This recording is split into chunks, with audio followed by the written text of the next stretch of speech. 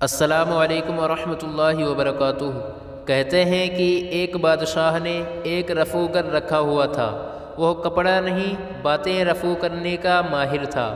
وہ بادشاہ سلامت کی ہر بات کی کچھ ایسی وضاحت کر دیتا کہ سننے والے سر دھننے لگتے کہ واقعی بادشاہ سلامت نے صحیح فرمایا۔ ایک دن بادشاہ سلامت دربار لگا کر اپنی جوانی کے شکار کی کہانیاں سنا کر رعایا کو مرعوب کر رہے تھے۔ جوش میں آ کر کہنے لگے کہ ایک بار تو ایسا ہوا کہ میں نے آدھے کلومیٹر سے نشانہ لگا کر جو ایک ہرن کو تیر مارا تو تیر سنسناتا ہوا گیا اور ہرن کی بائیں آنکھ میں لگ کر دائیں کان سے ہوتا ہوا پچھلی دائیں ٹانگ کے کھر میں جا لگا۔ بادشاہ کو توقع تھی کہ عوام داد دے گی، لیکن عوام نے کوئی داد نہیں دی۔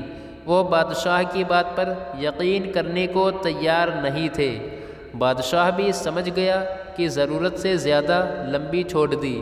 اپنے رفوگر کی طرف دیکھا۔ رفوگر اٹھا اور کہنے لگا، حضرات، میں چشمدید گواہ ہوں اس واقعے کا۔ دراصل بادشاہ سلامت ایک پہاڑی کے اوپر کھڑے تھے اور ہرن بہت نیچے تھا۔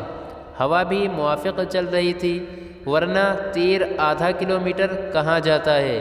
جہاں تک تعلق ہے آنکھ، کان اور کھر کا، تو عرض کر دوں کہ جس وقت تیر لگا ہرن دائیں کھر سے دایاں کان کھجا رہا تھا۔ عوام نے زور زور سے تالیاں بجا کر داد دی۔ اگلے دن رفوگر بوریا بستر اٹھا کر جانے لگا۔ بادشاہ پریشان ہو گیا، پوچھا کہاں چلے؟ رفوگر بولا، بادشاہ سلامت، میں چھوٹے چھوٹے تروپے لگا لیتا ہوں، شامیانے نہیں سیتا۔